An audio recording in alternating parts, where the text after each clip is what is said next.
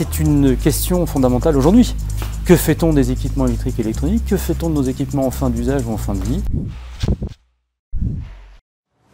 Que deviennent vos appareils électroniques cassés ou obsolètes? Comme pour une majorité de Français, vous les déposez sûrement à la déchetterie ou les ramenez à votre magasin vendeur qui s'occupe de les recycler pour vous. En fait non, on sait que vous les gardez chez vous jusqu'à ce qu'ils deviennent des appareils vintage. Parmi ces déchets électroniques, on trouve les ordinateurs, les téléphones portables, les gros appareils ménagers ainsi que du matériel médical. Et chaque année, 7 millions de tonnes de déchets électroniques sont produits dans le monde avec un léger pic aux alentours du Black Friday. Mais alors, que deviennent ces déchets? Les différents composants recyclables d'un ordinateur sont récupérés comme les métaux et plastiques, mais les substances non recyclables sont incinérées ou enfouies dans des installations de stockage des déchets. Et encore ça, c'est quand ils sont traités en France et de manière officielle. Car certains déchets peuvent être stockés en décharge, d'autres brûlés à l'air libre, souvent dans des décharges à l'étranger. Mais qu'ils soient recyclés ou stockés, les matières toxiques qu'ils contiennent sont rejetées dans la nature. C'est le cas par exemple des dioxines, du mercure ou du plomb, l'une des substances les plus couramment rejetées dans l'environnement.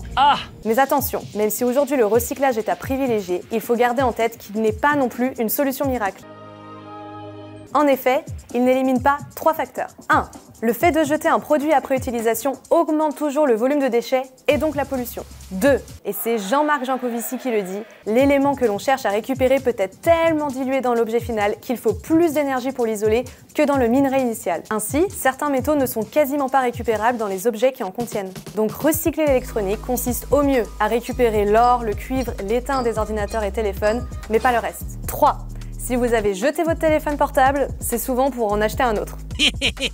Or, les matières utilisées pour produire les biens de consommation sont de plus en plus rares et leur fabrication implique l'émission de gaz à effet de serre. Cela entraîne à nouveau le recours à des ressources aujourd'hui limitées. C'est 20 minutes qui le dit, si le recyclage des métaux est nécessaire, seule une décroissance des flux de matière et d'énergie dans l'industrie permettrait de diminuer l'exploitation des gisements primaires. 2 solutions existent pour atteindre l'objectif zéro déchet non réutilisé ou recyclé à l'horizon 2050. Que les industriels demandent des ressources issues du recyclage et que nous réutilisions des produits de seconde main. Ceci a un nom, l'économie circulaire, qui offre une voie de sortie au modèle du tout jetable et peut réconcilier économie et environnement. Ça tombe bien, certains acteurs ont commencé à s'y mettre, nous sommes partis rencontrer un expert. Vous êtes ici au centre technique de reconditionnement de l'ISCOM, pionnier dans l'économie circulaire depuis 1986. Et je vais vous montrer l'ensemble des matériels que nous traitons chaque année ici sur ce centre. C'est une question fondamentale aujourd'hui.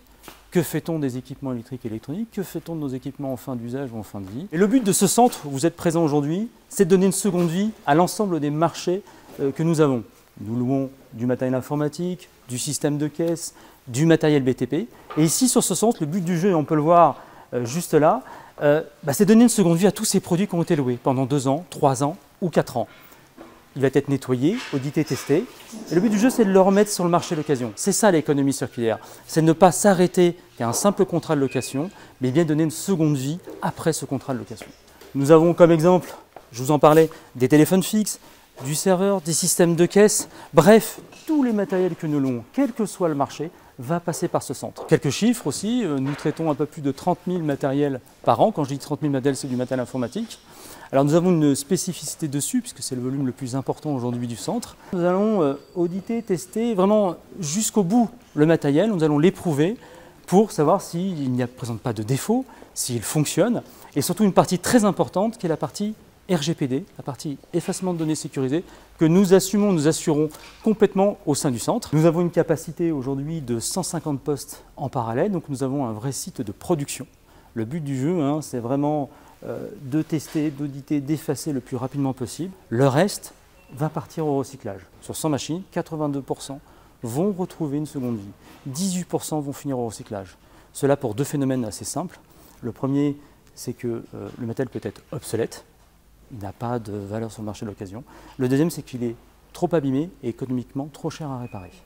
Et pour cela, aujourd'hui, nous travaillons avec une entreprise adaptée qui va assurer pour nous la destruction et le recyclage de l'ensemble des matières. Aujourd'hui, équiper des collaborateurs d'un matériel comme celui-là, qui a 3 ans, aujourd'hui peut largement suffire à un collaborateur pour gérer ses mails, utiliser des tableurs Excel et ainsi de suite. Donc, il commence vraiment, le matériel reconditionné commence à avoir un impact fort dans les entreprises. Je vous invite aussi à passer dans notre deuxième laboratoire où là on va tester cette fois-ci plus forcément des ordinateurs ou des serveurs, mais aussi de la tablette, du smartphone qui est très en vogue aujourd'hui dans le métier du reconditionné. Par exemple, c'est l'utilisation de ce produit dans son état d'origine qui va trouver une seconde vie. La réutilisation, si ce n'est pas possible en termes de réemploi, c'est d'utiliser l'ensemble des pièces détachées et de les remettre aussi sur le marché de l'occasion. Donc vraiment, nous y allons step by step, nous maximisons la partie réemploi et réutilisation afin de limiter l'empreinte sur la partie recyclage. Pour notre activité recyclage, nous avons choisi de travailler avec une entreprise adaptée et un éco-organisme. Donc nous trions en amont l'ensemble des matériels et déchets qui ne sont pas passés sur les bancs de test, comme on a pu voir tout à l'heure, qui ne répondaient pas aux critères que nous avions besoin. Ils vont arriver ici, ensuite nous allons les confier à cette entreprise adaptée. Elle va non seulement les démanteler, mais ensuite reconstituer de la matière première, ferreux, non ferreux, plastique, ferraille, carte électronique. Elle va redonner une valeur à toute cette matière qui nous manque. Et c'est pour ça que nous leur confions l'ensemble de nos déchets. Aujourd'hui, quand vous achetez du matériel neuf, vous consommez de la matière première neuve. Aujourd'hui, le reconditionnement permet effectivement d'éviter la surconsommation de matières premières.